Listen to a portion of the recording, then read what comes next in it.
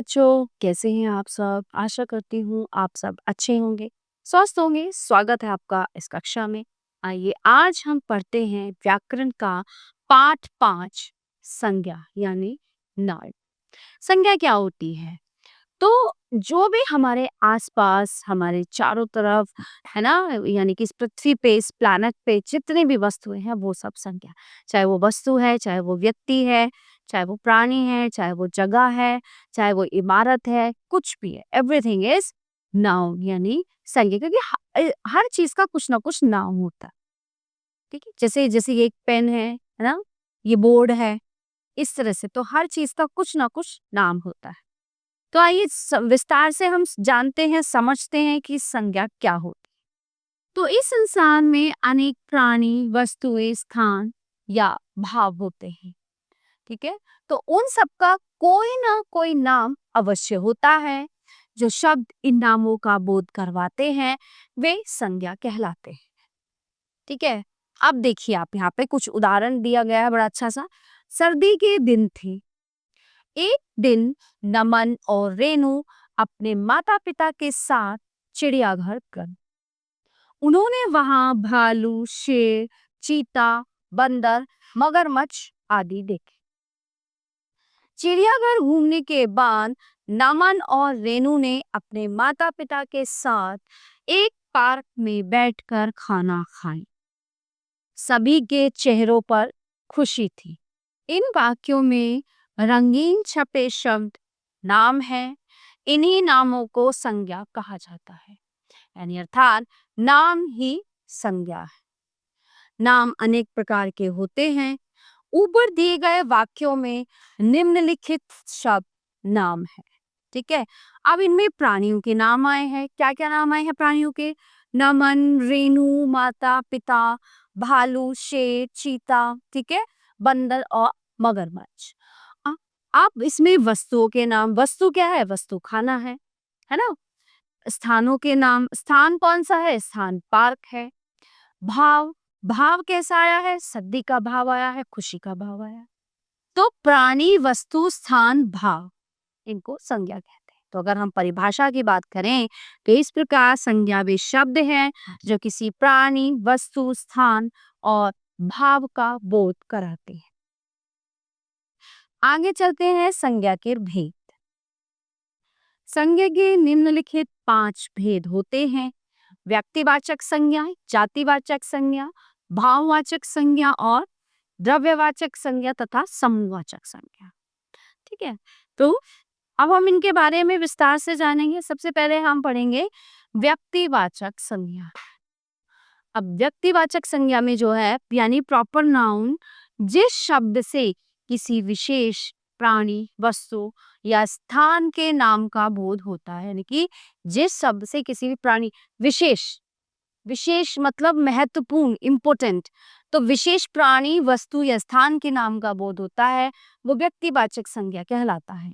जैसे महात्मा गांधी, वो विशेष व्यक्ति है, कॉमन मैन तो है नहीं, वो साधारण आदमी। चंद्रमा एक विशेष वस्तु है। ताजमहल एक विशेष इमारत है ना। तो जो विशेष चीजें होती हैं वो व्यक्तिवाचक संज्ञा के अंदर आती हैं। फिर है ये सभी विशेष व्यक्ति या स्थानों के नाम हैं। ऐसे नामों को व्यक्तिवाचक संज्ञा कहते हैं। फिर आता है जातिवाचक संज्ञा। अब जिस शब्द से किसी जाति के सभी प्राणियों, है ना, जाति समझते हैं आप? जाति यानी कि जैसे डॉक्टर है, डॉक्टर एक डॉक्टर तो नहीं होता, उनकी पूरी जाति होती है ना, बहुत सारे डॉक्टर होते हैं, है ना। तो जिस शब्द से किसी जाति के सभी प्राणियों, वस्तुओं या स्थानों का बोध होता है वो जातिवाचक संज्ञा कहलाता है। जैसे डॉक्टर, डॉक्टरों की जाति होती है नाव, बहुत सारी नावें होती हैं, उनकी जाति होती है तितली, तितलियां होती हैं। ठीक है, तो ये सभी एक जाति के प्राणियों या वस्तुओं का बोध कराते हैं। तीसरा आता है भाववाचक संज्ञा। तो जिन शब्दों से किसी प्राणी या वस्तु के भाव, गुण, दोष, दशा का बोध होता है भाववाचक संज्ञा कहलाता है। जैसे मित्रता, बुढ़ापा, प्रार्थना। तो इन शब्दों से भाव अथवा अवस्था का बोध होता है। प्राचीन व्याकरणों के अनुसार संज्ञा के केवल यही 3 भेद माने गए हैं, किंतु हिंदी के कुछ विद्वान अंग्रेजी व्याकरण के अनुरूप 2 और भेद मानते हैं। कौन कौन से? द्रव्यवाचक संज्ञा और समूहवाचक संज्ञा।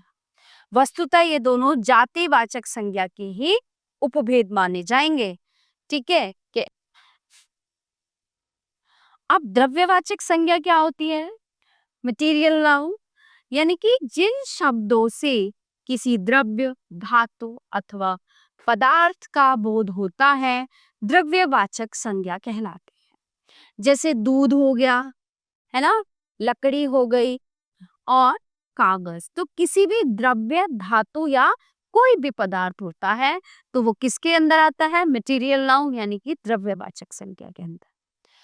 उपयुक्त शब्द दूध, लकड़ी, कागज क्रमशः द्रव्य एवं पदार्थ हैं, इसलिए ये द्रव्यवाचक संज्ञाएं हैं। 5. समूहवाचक संज्ञा। समूह मतलब कलेक्टिव नाउन, समूह मतलब ग्रुप। तो जिन शब्दों से किसी प्राणी या वस्तु के समूह या समुदाय का बोध होता है, समूहवाचक संज्ञा कहलाते हैं। जैसे गुच्छा हो गया, पूरा समूह। झुंड हो गया, पूरा ग्रुप हो गया, समूह।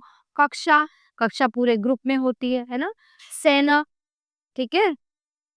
तो ये सभी शब्द समूहवाचक संज्ञाएं हैं। तो इस पाठ में हमने क्या जाना कि व्यक्ति, प्राणी, वस्तु, स्थान एवं भाव का बोध कराने वाले शब्द संज्ञा कहलाते हैं। संज्ञा के 5 भेद होते हैं: व्यक्तिवाचक, जातिवाचक, भाववाचक, द्रव्यवाचक और समूहवाचक। व्यक्तिवाचक संज्ञा में किसी विशेष व्यक्ति, प्राणी, वस्तु या स्थान के नाम का बोध होता है। जातिवाचक संज्ञा में संपूर्ण जाति का बोध होता है, जैसे पशु, पक्षी, मनुष्य, पुस्तक आदि। भाववाचक संज्ञा को केवल अनुभव या महसूस किया जा सकता है। प्यारे बच्चों, ये पाठ ही समाप्त होता है। आशा करती हूँ आपको अच्छे से समझ आया होगा। मिलते हैं अगली कक्षा में। धन्यवाद।